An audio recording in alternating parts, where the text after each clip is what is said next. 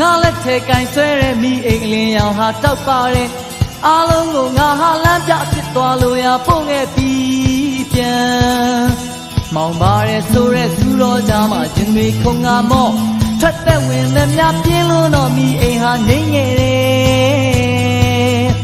မင်းတို့သွားလို့တဲ့ကတဲ့ကိုရွက်စုံကိုနှိမ့်လို့ရဲ့တဲပွေးတောင်ရမှာနှုတ်ဆက်ပြီးငါအိမ်ရန်ကြီးကြတော့ဒီပဲထန်ကနေဆက်လို့ဒီငယ်ငယ်ဟာအကွဲ